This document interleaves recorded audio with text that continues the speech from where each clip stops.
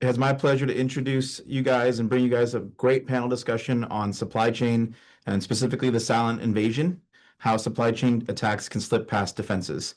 I have an excellent group of panelists with me today. I've had the pleasure of working with them for a little while now, and they're going to be their knowledge in this industry is amazing.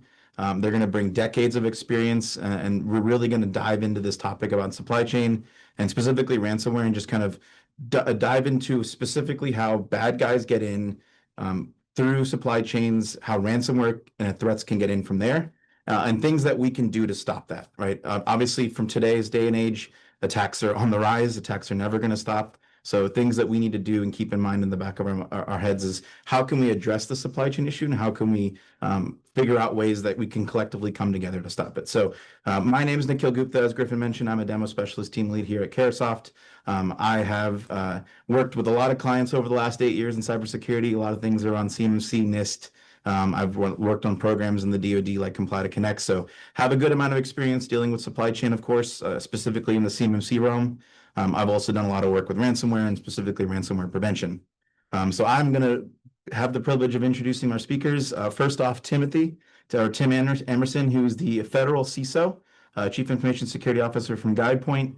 He has more than 30 years of federal cybersecurity leadership, serving most recently as a CISO for the SSA, Social Security Administration, for 30 years, working at the Department of Affairs before that, and then starting his career with the Texas National Guard and eventually serving as the Chief Technology Officer for the Texas National Guard as well. So Tim, pleasure to have you on the panel. Yeah, thank you. Look forward to the questions. Yeah, of course.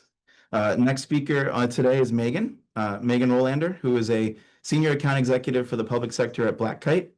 She is a former FBI leader and expert specifically ransomware and cybercrime. So great to have her on the panel. She has a 15-year career.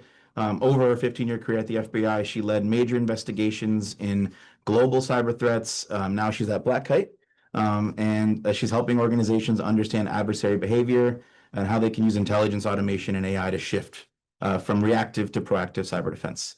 And then Megan, thank you. Yep, thank you. I'm super excited to be here today. And then last but not least, Michele Iversen, who is the principal and head of Geopolitical and Regulatory Risk at the Chertoff Group. She had held senior roles across the Department of Defense, the intelligence community, the CIA, the NSA, and U.S. Cyber Command. I think I got most of them, where she led efforts in cyber risk, security, engineering, and supply chain protection. She's also a former leader across the DoD, CIA, NSA, and U.S. Cyber Command.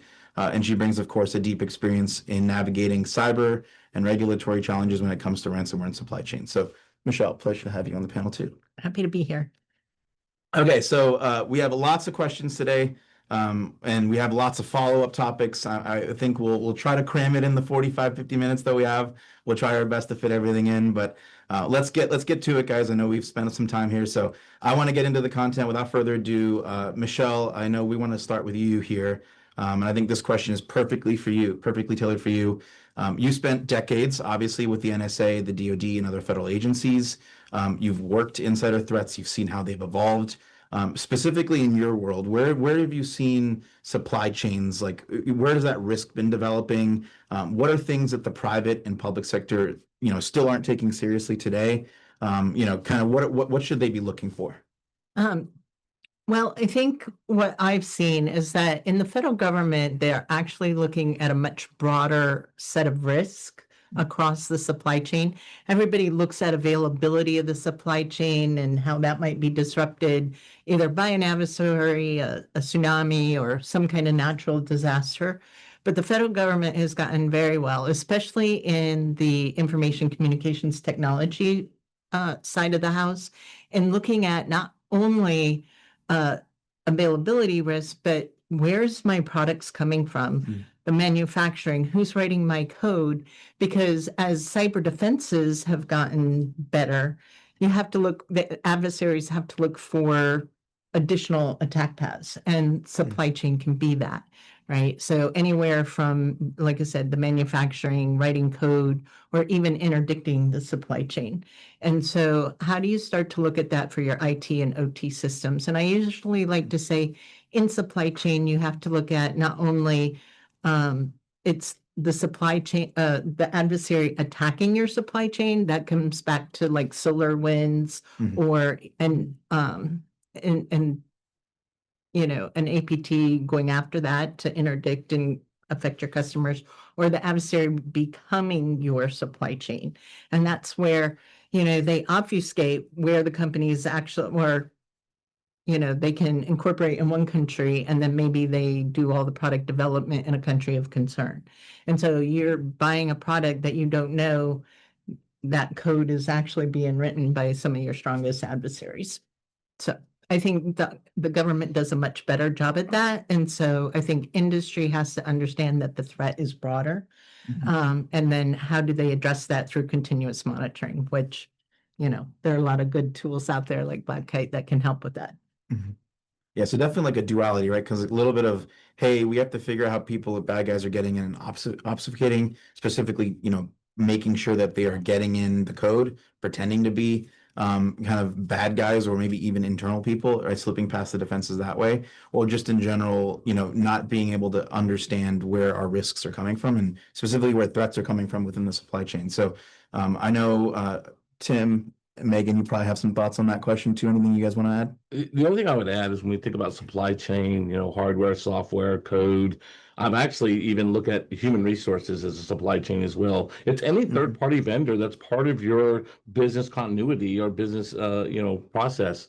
You have to think about that third-party vendor as now someone you have to, zero trust. You don't trust anything. Yeah. You verify everything. I mean, if we really want to adopt this zero trust mentality, we have to understand the day of just picking up the phone and answering hello. You just gave away your voice. Stop doing that. Let it go to voicemail if you know who they are. So when you think about human resources, think about what North Korea was able to do in a lot of Fortune 500 IT. But if you would have vetted your third-party process of how you get those people or any of that, you got to think about that part as well. That's the only thing I'd look at. No, excellent points there, Tim. And what I would also say is sometimes the third parties don't even realize to the full extent because they might blindly trust.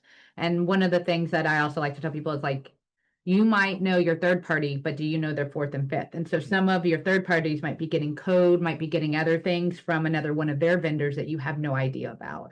And so it's kind of a holistic approach that you really need to look at is not only that company, but also who is, providing goods, services, codes, other things to them, because they might be okay.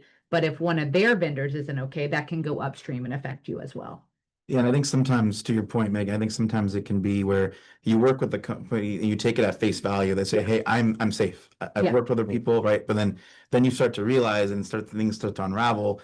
As you said, fourth and fifth party involved. Their code is coming upstream from some location. There's a vulnerability, and now bad guys are in, right? So, and I think also to the zero trust point is, they are a vendor. They want your business. Yeah, of course. So you also, sometimes they might want to tell you what they want to be, but not what they actually are. And so I also agree with the zero trust is, trust but verify. That was something we did all the time when working cases is you always had to trust but verify.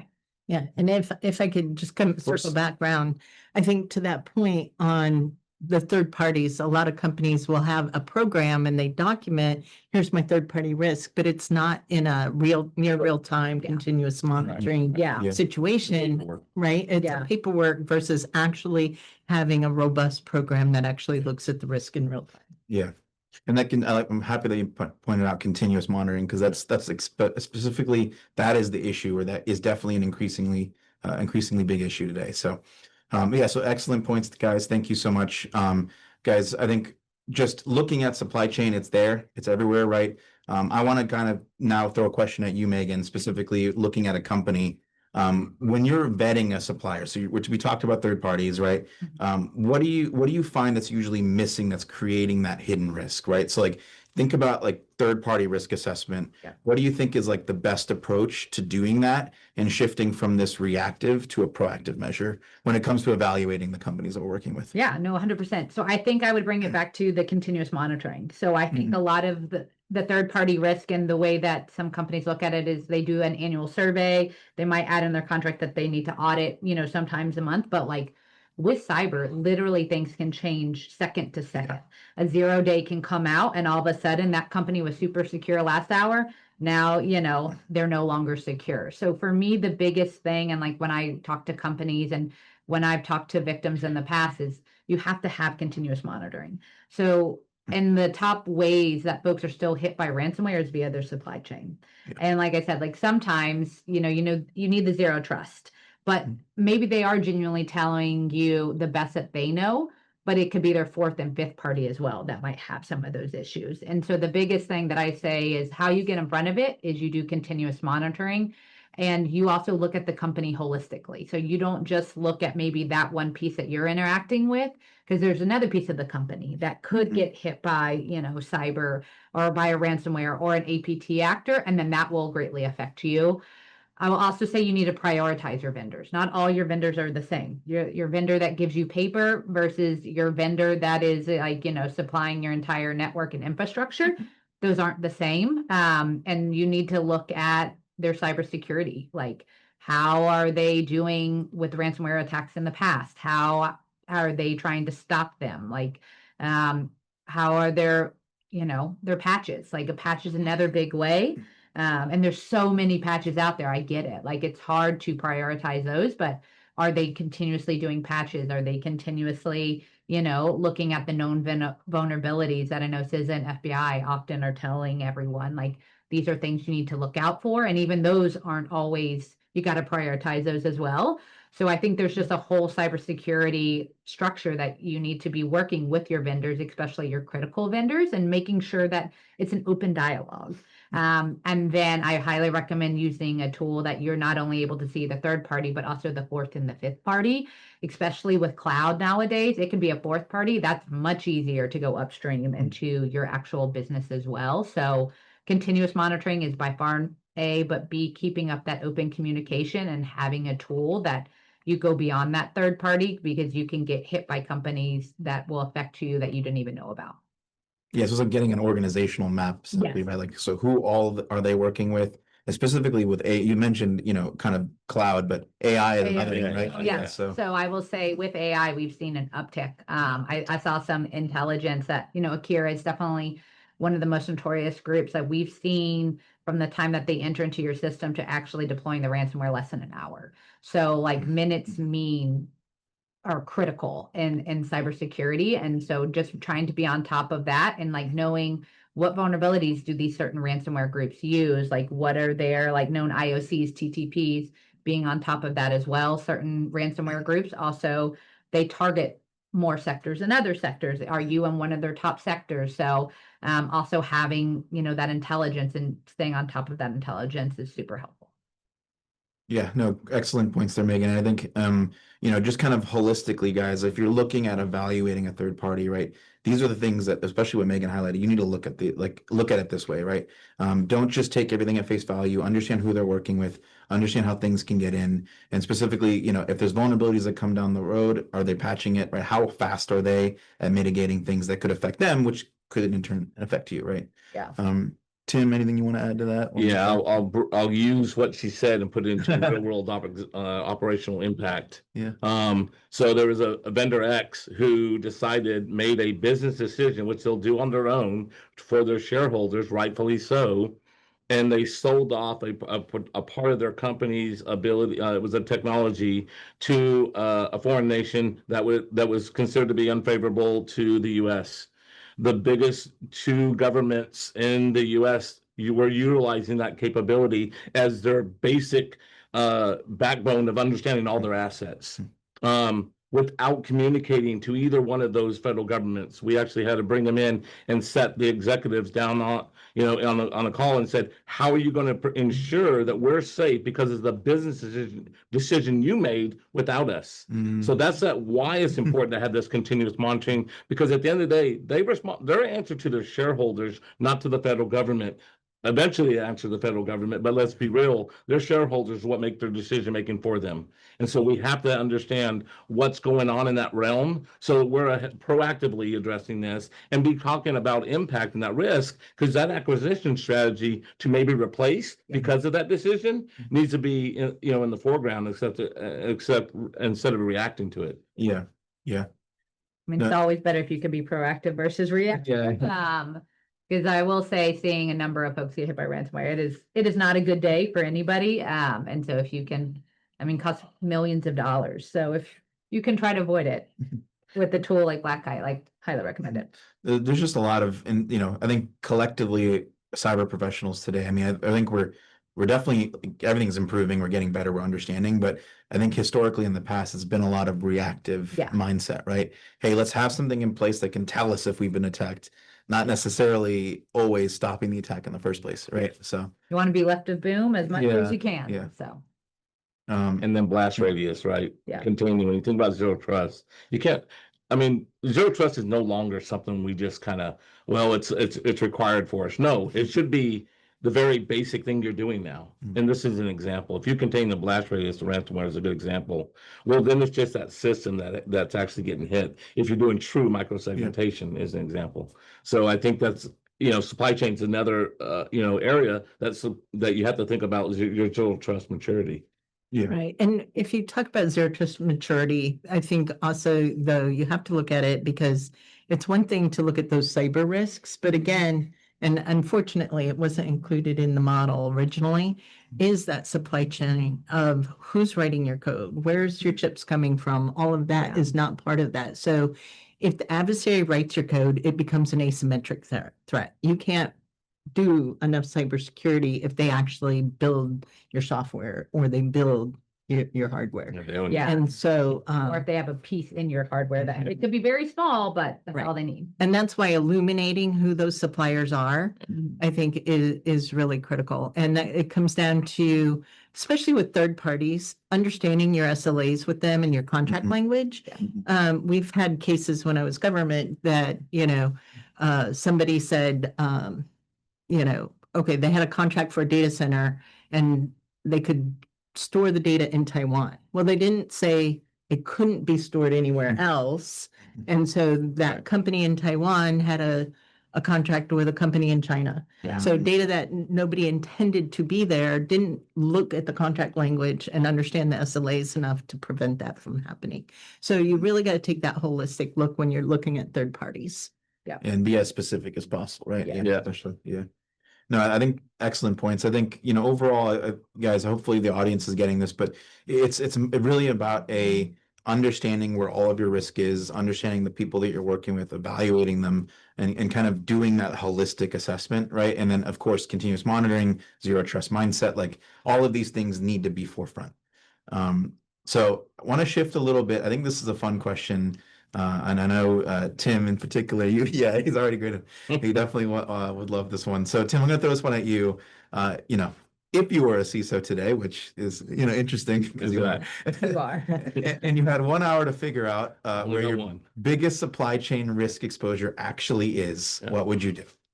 Yeah. So the worst thing is I only have an hour. Yeah. So if I could do only thing in that hour, as long as I have the authority to do this, that's the other thing, is establish a way to do it after the hour.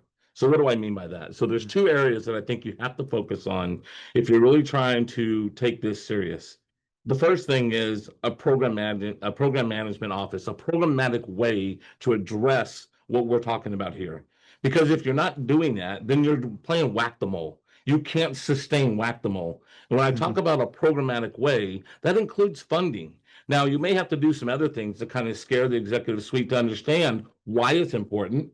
But if you don't have to do that, you have to put something in place that establishes it after the hour that I'm only given. And I don't have an hour to tell you what I'm doing. So the first thing that team should be responsible for is giving visibility. Okay, you got the program, you got the funding, you don't know how much you need, but you at least got enough to get going. What do you need to do next? You got to get visibility. What does visibility mean? There's no different visibility in supply chain as there is in asset management with everything connected to your network. It's anybody you're doing business with, period. So if I have if I have vendor X supplying me computer Y, then I better be monitoring vendor X. But guess what? Computer Y has chip Z, I need to understand that as well from a hardware bill of material. So when I talk about visibility, it's really understanding where your visibility needs are across the board. And then you start to build that out. But after you've done some visibility, and there's tools out there that can help you with that, get you that visibility you need. And then you start populating what you want to monitor, with those vendors. But once you figure out that visibility, You think about the impact, align those to your business processes.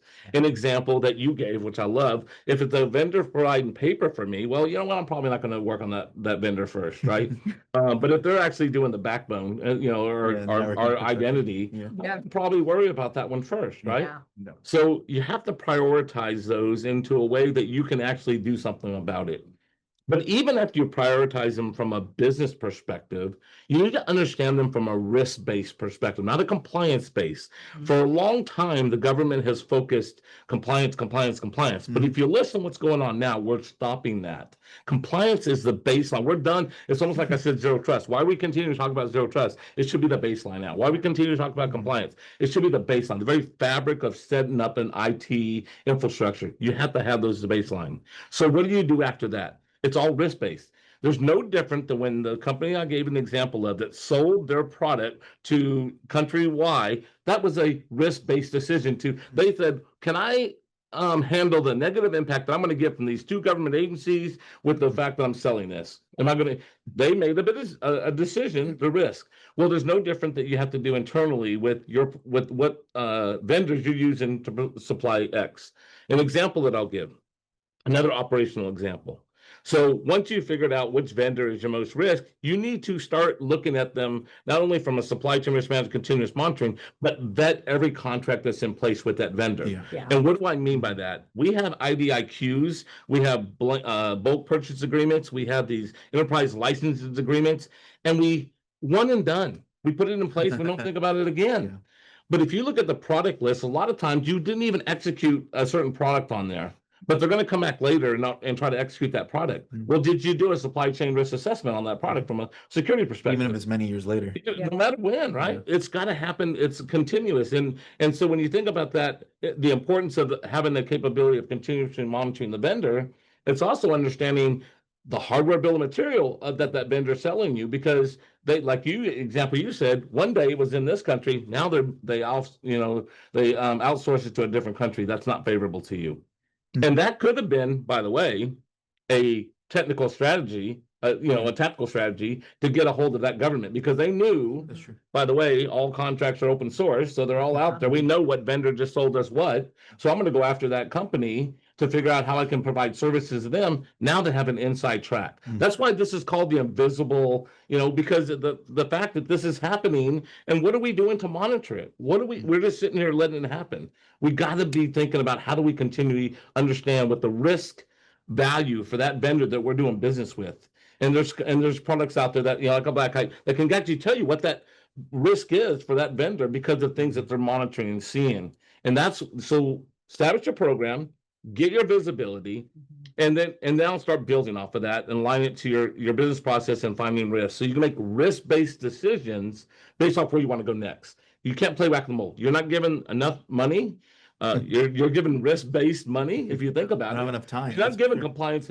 There is no one who said, I got a compliance-based budget for you. No, they always tell me, hey, I need your risk-based budget. What do you mean by that? Well, which one's the most risk to your environment? Well, if you're telling me I have a risk-based budget, then why are we not evaluating that way? Right? And so this is, when we're talking about a programmatic way, we got to get to make those executive decisions faster, easier, and be able to repeat them as well. The last point that I'll talk about now that we figured out where our visibility are, where our risk is, now what's our interrogation strategy for that vendor? An example. Do they provide identity for my organization? Are they, it's kind of like, are they providing paper? But you got to ask about those questions. Do you have access to my organization when you're providing that identity? Your deployment cycle when it comes to release management? Are you providing code directly into my organization? Those type of things you have to understand as well from a risk exposure when you're interrogating this company. Are they building products in places that they shouldn't be building them and things like that? Yeah. Where in my organization am I leveraging it? Right. Yeah. Where, how far is their reach? Kind of, yeah. Yeah. I'm going to recap, real quick. I have an hour to make a decision. The decision is I'm going to invest because this is that important. And I'll tell you why I say it. As a CISO, I was asked all the time. I get asked this all the time. What's your biggest concerns? I have two big concerns always. Everything else I thought was table stakes. That was insider threat and supply chain risk management. And you know what scares me the most? Where those two meet. Yeah.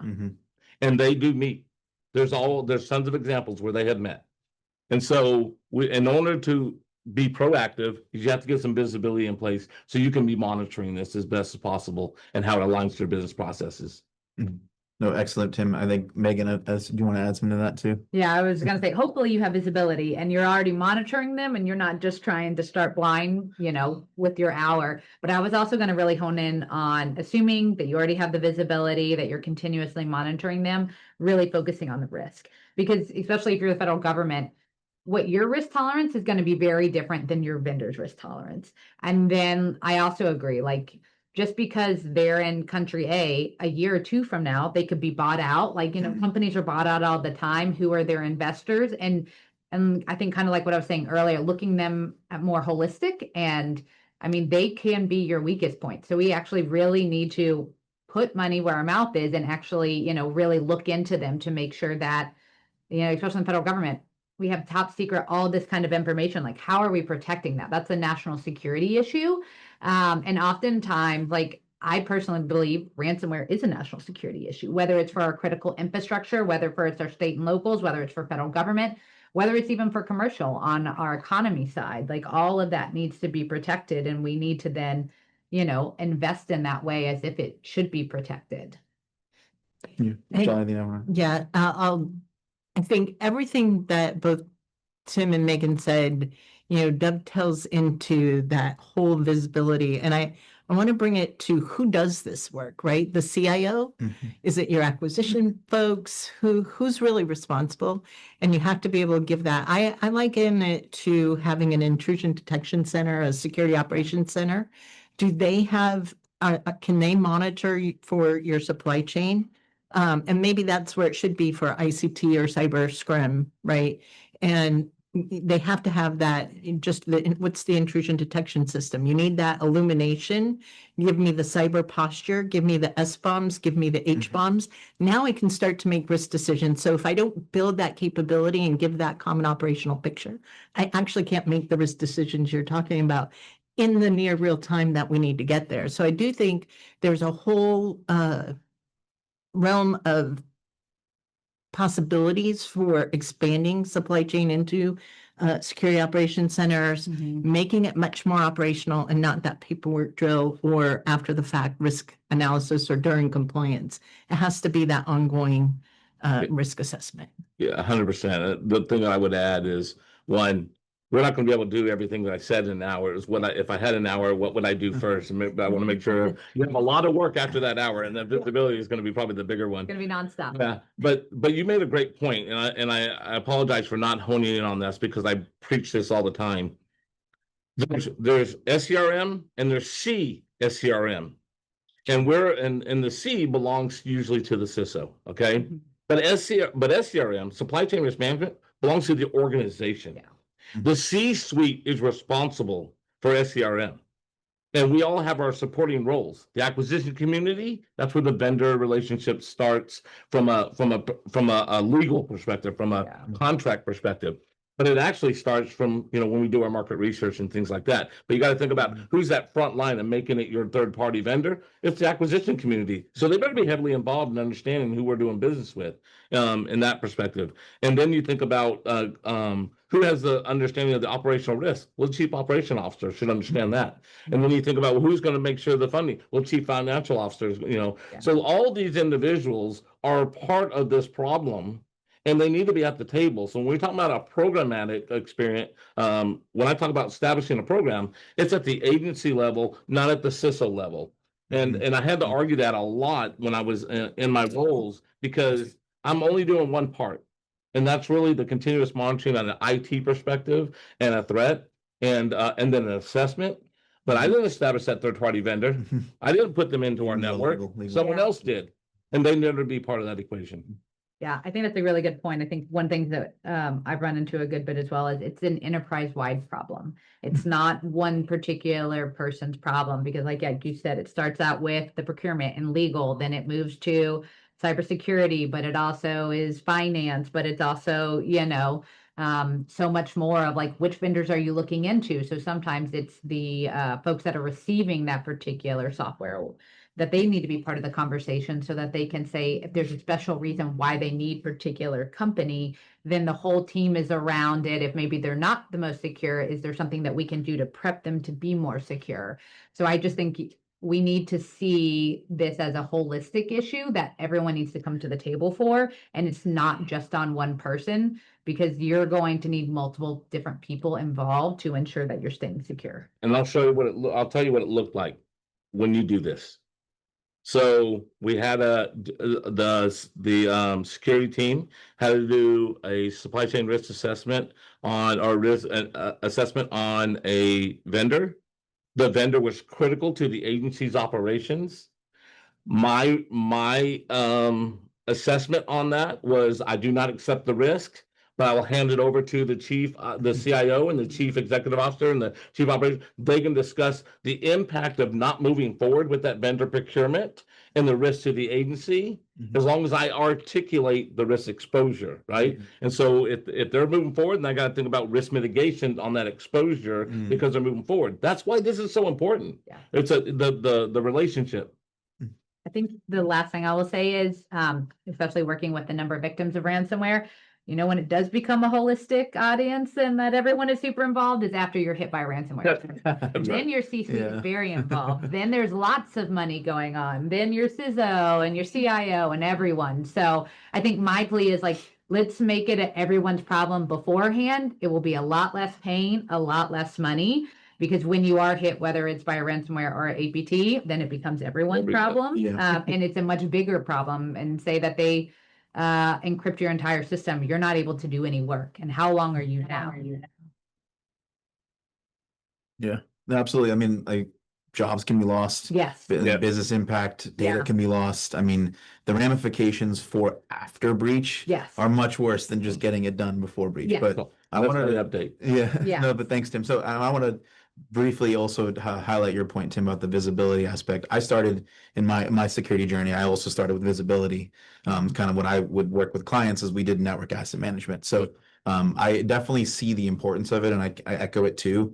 You cannot secure what you can't see, right? Yeah. So whether that be assets, whether that be the software that you're using, whether that be chips within a machine like a Dell computer, right? Getting understanding of where all of that is, where the risk is from that extension, right, is absolutely where I would also start too from a visibility perspective. But then also from there, right, now making sure that everyone is aware of that, right, as a whole C-suite, the procurement team, right, from a legal perspective, hey, we need to make sure that this is dealt with upfront. I think we haven't historically done that, right? Yeah. And I think that's where a lot of times bad guys get in. And it's surprising to us because hey, I've checked every compliance box. I have these security tools in place. How did they get in the first place? Yeah. Right. And I'll tell you, there's examples out there that you can use to have this discussion. And I'll lay a few so you can actually think about them. And they're open source, so I can communicate them. GSA is an example. And not GSA from a bad perspective, but I'm just giving you this example. They had to go to the Hill and explain a procurement. And the procurement that they did was they bought $149,000 worth of OWL conference cameras. Okay.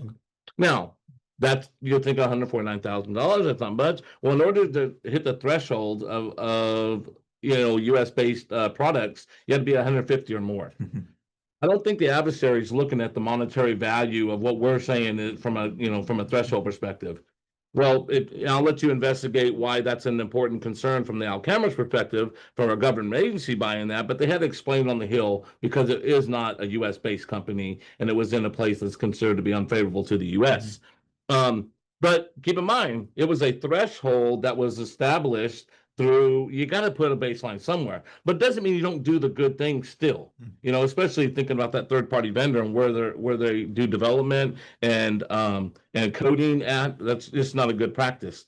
So you have to, there's an example out there is like, if we don't do this stuff, here's how we can get exploited. And there's, I think you said SolarWinds earlier. I think there's another good example from a identity access control perspective and what it could affect your network because of that the update release process, how it affected it. So you got to understand these examples and how to use them to have that conversation. Why we need a program, why we need capabilities, so we can beat this invisible, attack to make it visible with technology and resources out there that are there's resources to do this like a black light to give you the visibility that you need. Mhm. Yeah, no, and I couldn't agree more, Tim. And I think, just guys for the audience, right? Just making sure that, if you have an hour and you are in this position as a CISO, right? Keep in mind what the panelists said. I think that their points are excellent. I think understanding, again, getting visibility, making sure that everyone's involved, making sure everyone's aware, making sure that all of it, whether it's on the development side, whether it's on the code side, whether it's in hardware, whether it's in your own internal operations as you're developing an app. Most applications today will allow you to make adjustments on your own. You could actually code in your own integrations and stuff like that. Systems are connected, right? So the impact from one bad thing can affect everything. So want to move a little bit, and we have about 20 minutes left. So just a couple more questions. We have two more questions in particular. This next one, I want to talk a little bit about zero trust because we brought that up earlier, right? So, and rightfully so. I mean, zero trust. I think everyone's heard the maxim zero trust probably for the last 10 years, 5-10 years at least. So a lot of organizations are on the path to implementing, and I work with a number of clients where they say, hey, give us a zero trust assessment, right? Give us an understanding of where we are. But there's always this. What I always come across is that there's a dichotomy between zero trust and inherited trust, right? And I think a lot of times our assumption is that third parties, right, trusted relationships, like they're able to maybe bypass the zero trust requirement, right? Or, hey, we have zero trust in place in our organization, doesn't necessarily need to extend to all the whole supply chain. So, I think I want to ask about, Michele, you brought this up earlier, so we'll start with you, specifically with zero trust. It doesn't include supply chain necessarily today as much, but, I think it should, and it needs to. But what would you recommend agencies do right now, like to start to get to that, where they're implementing zero trust within their environment, how they can extend that to now a zero trust mindset for third parties? So again, I personally think you have to hold your vendors and suppliers more accountable. Make sure they're giving you a good SBOM, whether you're open source or bespoke code. There are capabilities out there today that can be able to track where that code is actually coming from. And so demand from your suppliers an SBOM and an HBOM, and to the level of fidelity that you can understand where the risks are. And that really comes back to operationalizing your supply chain and really then for everything that does go into zero trust. So even if it's not a formal part of it, having that provenance and understanding of your supply chain is critical for your information communications technology. I like to use that term more than cyber supply chain because cyber tends to go towards what is the cyber posture of my supply chain, which is critical. But it also goes, I also care about, if I'm my car, there's software in my car, I want them to understand that those risks apply on who's writing the code for that car. I think, 2014, they could demonstrated they could hack the Jeep and run it where they wanted to, right? So I think that's important. I think keep in mind, some of the threats we're talking about are honest threats. I'm going to use CrowdStrike as an example, which I will communicate all the time. That wasn't necessarily their fault in reference to why we had an outage, because what it was is there was a deployment that took place, and the Microsoft kernel did not like that deployment, so it blue screened, right? But think about when you talk about that code release process. Why would we even allow it to happen? Why would we even allow it to just update our systems that way? Automatically, right? Yeah. And so what did they do? They immediately took ownership and they started talking about how we'll set up a ring process so you can inherit this ring process to actually do code release review before it goes into production. Now, from me, what I communicated when I was a CISO at the time, I was like, you know what? These are edge devices. I kind of want to live a little more on the edge on these devices. On my servers, that's a different story. I don't like that. But on my edge devices, I want to be a little more, aggressive and protect. So there's an example where you have, why it's just not cyber this was an IT risk, right? So supply chain, understand, well, how are you getting access into my network with your code? Well, it's just deployed, and that's like, oh, I don't like that. So if we'd have asked those good supply chain questions, we'd have known that. Maybe we'd have put some risk barriers in place before we allowed it. And I think kind of what you're also talking about inherited trust, what I find interesting is a lot of folks, they'll have a vendor, they'll have a great relationship, and they'll have them for forever. And while that is great, and then a lot of, your workers will understand, whatever that tool is, cyber software or so forth, I think you still have to keep that mindset because things can change within that company and that they also evolve and they have new code or they might develop new things and, might have new investors. Like there's so many different parts of a company other than it well, or you might know someone well within the company. So you're just comfortable with it. So I also think it's important to continue to make sure that while you do like a particular company and you might have that great relationship, that you still keep that zero trust. And it has nothing to do with them. It's just you doing your due diligence and that can never stop. And I agree with you. Like that just has to be the baseline no matter what. And I think hopefully we are starting to move our baseline up so that we can be more secure no matter where you're working. Never trust, always verify. One thing I wanted to allude to here that you both said is a vendor who has done the zero trust already, right? Supply chain risk management is maturing. So when that was done, that maturity level of when it was done could have been at this level. Well, we've learned a lot since then and all these exploits and issues that have happened. So we can't rest on our laurels. We can't rely on what happened in the past. It's iterative. It has to constantly be happening. And you're going to learn new ways and new things you need to be looking for. So you can't, I remember a vendor coming to me and said, well, I already have a risk assessment. So from so-and-so organization, why can't you just accept that? Well, because I accept the risk here, not them for me. And so we're going to walk you through the process and we're going to, vet you properly because who knows when that was done. Yeah. And I will have to bring it up. I know everyone talks about AI right now, and that seems like you can't go a sentence if you're talking about cyber with AI, but with AI, it is going to change supply chain dramatically. It has changed, but I think it will even dramatically more in the future. And with, AI, they can get into your systems quicker. Like the phishing can be more realistic. Like they're going to find vulnerabilities much more quickly. They might find 0 days and other things. And so I think even though you maybe have been with that company, AI is changing the game no matter what that vendor or company is. And so you just have to be ready for that. So with that, from a supply chain, it's called explainable AI. If there's a company who you're partnered with and they're trying to, hey, we use that AI. Okay, I need your explainable AI. Show me how that AI behaves because I need to understand from a supply chain. Who it's talking to, where everything, the data are. Right. And LLM, like how it's learning, so much. But even now you get Claude code, and how do you do SBOMs and trace the provenance of the code as AI starts developing code? So. Yes.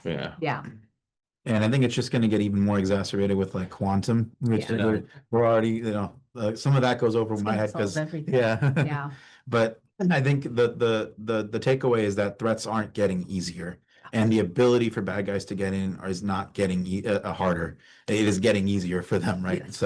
So I think something's to keep in mind. And I'll say this, being from Carahsoft, we're not advocating that you don't work with industry. Of course, industry is like the number one place that any government can solve their issues. We're advocating that, hey, you need to look at industry the same way you look at your own internal process, right? Implement that zero trust mindset.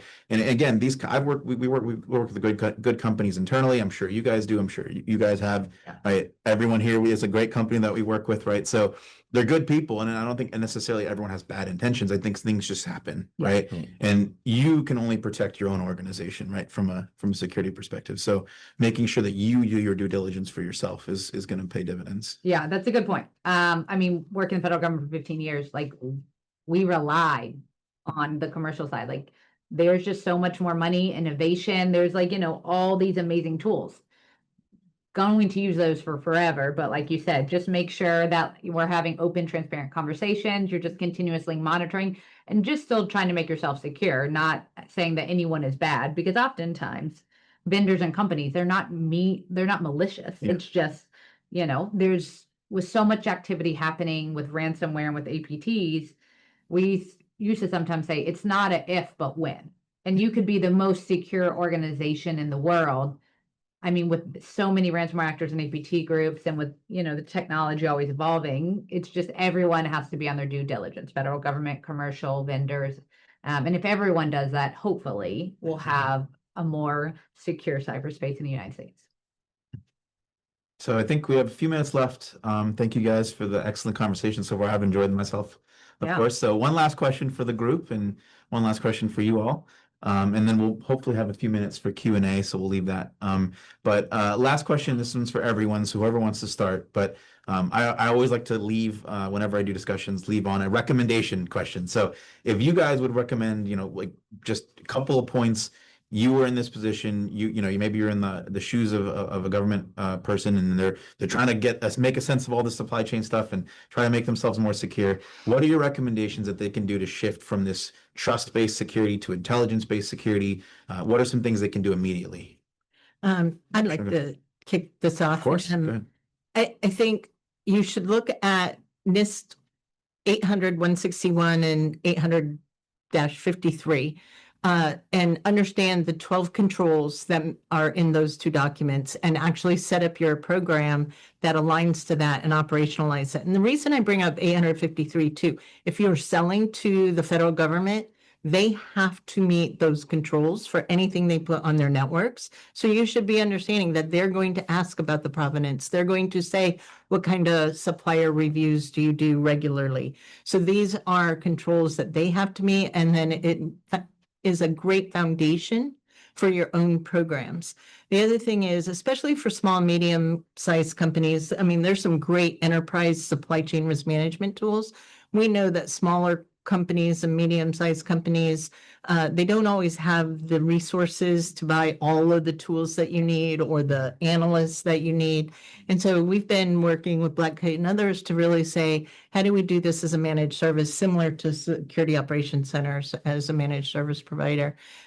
Because it's not easy. It's an extension of cybersecurity that just hasn't been looked at until, the last few years.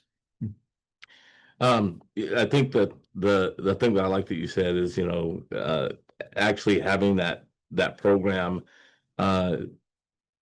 you're not alone. Yeah. You have to think about this particular responsibility is the organization's responsibility.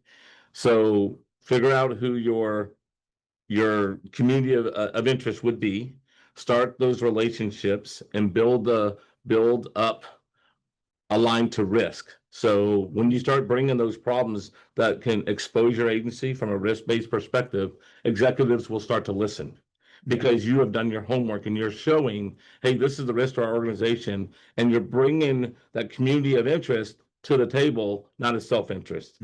That's what affects change culture, and you'll get the ball moving. So you're not alone. Find those people that should be involved. I gave you some examples.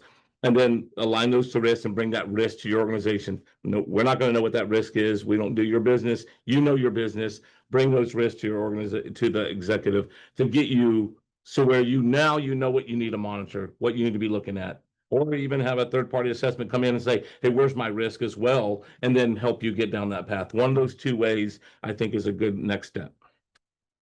Yeah. So for me, I really like the intelligence-driven security, especially coming from the IC. I think intelligence is very important. And so I think going back a little bit to that visibility, but when we say visibility, what's on the dark web? Do you have leak credentials? There are some other things that it will be hard for you if you have leak credentials.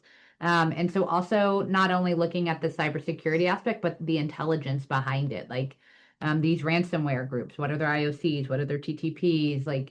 What is out in an intelligence that can gather information for you to give you also a more well-rounded aspect of not only your company and folks that work for you, but also for your third, fourth, and fifth party. Perfect. Well, thank you guys for the excellent discussion. I want to make sure I could say some stuff too, but I'm going to make sure we have some time for Q&A. So, I guess what I will say, I will add one thing. So great points, Michele, Megan, and Tim. I think what I'll add for one of my recommendations, definitely understand as kind of what Tim was saying, is understand your stakeholders, understand everyone that's involved, work with each of them, And then from there, I'm always a fan of just kind of establishing some level, start somewhere as a baseline, but then go beyond it, right? I think a lot of times I get clients that say, hey, I'm at the baseline, I'm good, right? But then things change, right? Things adapt, your organization changes, environments change, right? Code changes, applications change. So I would say adopt a process that keeps you as best as you can up to date and more modern as things change, right? As a way that you can continue to monitor yourself and improve as things are kind of shifting everywhere around you. So anyway, I'll leave it. Griffin, I think maybe you have access to the Q&A. Are there any questions for our great panel here from the audience? Yeah, thank you guys so much for all the great discussion and everything. We have one question here so far, and just as a reminder to the rest of our attendees, if you want to ask a question, you may utilize the Q&A button at the bottom of your toolbar, at the bottom of your screen. But the first question we have here is a bit of a long one. So the question is, seems like containerized scanning tool, a tool to identify historical development and management of an application, a good SBOM generation and analysis tool, and a vendor illuminated tool. Those are potentially 4 tools, since there isn't 1 or 2 that can do all. Given that, would you consider shared services based on need? It's a great question. I think there's lots of ways we could take that, so I'll leave it to you guys whoever wants to start. But hopefully you guys were able to hear that. Well, I'll tell you, when it comes to shared services, keep in mind, when you say shared services, I'm assuming you're thinking it's not third party or you are thinking third party, but in any facet, they have to know your organization's operational requirements and be able to be able to be part of the solution as opposed to part of the problem. But from a funding perspective, if you don't have the staff, you still need to do something. So at least from a shared services perspective, you're moving the needle, you're doing something. And so that would be my take on that one. I know that sometimes it is a funding difference on how you're being resourced, but you need to be doing something, and that's more than nothing. Internally, it's kind of hard to build from scratch, so that may be your best path forward. Yeah, I think honestly, having watched over the last 5 years and watching even in the Department of Defense, we didn't get additional money to do supply chain risk management for information communications technology anyway. And so it was just another thing that our IT groups needed to do, or our acquisition groups needed to do, or even the intelligence guys, right? So, and then how that comes together. So I am a fan of shared services. I think you can get economies of scale. I don't think as an industry we're quite where we need to be to provide those, but I absolutely believe it's a strong model going forward. Yeah, I agree. I think kind of like what you said, like a lot of ones will specialize in certain things. And so you can do those shared services. So you have multiple that are highly specialized to give you a holistic picture. And because I think it's better to do something really well than multiple things mediocre. And so that's when shared services can be extremely powerful. Yeah, and I think what I'll say about that too is I know the question also talked about, hey, there's potentially four tools right there that like in that conversation that we could implement, but since there isn't one tool to fit all, I would say start where you think the biggest need is. The biggest risk, exactly. Yeah. In my opinion, of those 4, maybe the SBOM is a good place to start as a way to evaluate an inventory risk, right? Yeah. But there's a lot of ways we could take it, right? And I think and I don't think there's a single answer for everyone. I think it's a matter of evaluating what's best for you, right? Yeah. Well, if there's not another question, one thing I want to add from a risk, but if there's another question, I won't. We have one more here. If we have time, I want to add this one thing. I think compliance versus risk. We're ready for another question if you are. Sounds good. So the next question is, what are the most common gaps or blind spots attackers exploit in supply chain attacks, even when their organizations think their third-party risk programs are mature? It's a great question. It's a great question. So I think Michele, or do you want to start there? I think it's Megan for sure. Megan probably has some more recent examples, but I'm just gonna, if you actually go back to even SolarWinds, and maybe we've already kind of touched on this, but they had outsourced testing to a Eastern European country to do testing of their software. And then that company outsourced testing to a country of concern. And so again, it's just it's that visibility, and it's not only just visibility. And this is why I believe SLAs really become so imperative on, you're not trying to tell somebody how to do business. You're just saying, what are my parameters of what's not acceptable? And then one of the things we didn't talk about, and I might be a little off topic, but is white labeled products and having capabilities to understand, that you're buying actually what you think you're buying. But Megan, you've probably got more recent examples of identifying where those gaps are. Yeah, so I mean, I think that still kind of goes back to the continuous monitoring. So I know like the ransomware groups really well, and it just depends on the different ransomware group. They all have slightly different IOCs, all different IT or TTPs. They're all, I mean, honestly, also a lot of them it's just via chance, like that they find a highly exploitable vulnerability and then they're going to hit. We also used to like to say it's almost like, the RAS models are like Ubers. And so they might jump around and you might have one person that's doing the pen testing and one person that's doing that. So some of it is also chance, which is why we're saying the continuous monitoring is so critical, because it's just, did a new vulnerability come out? Did a 0-day come out? Was someone able to find a leak credential for your, for your organization? Is there a huge patch that needs to be done, and they just scan and they see, oh, this federal government agency or company, they haven't patched. So they're able to hit you very quickly. And then also within the ransomware groups, there is definitely like CLOP is very technical and they are extremely good. And then, I mean, after the Lockbit takedown, there was a billion, or not a billion, sorry, but like, I think like 70 to 80 new ransomware groups that started after the Lockbit and Black Cat disruptions. And so, and some of them are very junior. I mean, there's a number of ransomware actors that are just kids. So you have a wide range. And so that's why I would say, I don't know that there's necessarily certain things that are exploited more. I mean, we know phishing is definitely one of the big ways that they get in. So like you have to make sure that you're testing your people, and like, are they doing that? Another big one that we've seen is call centers.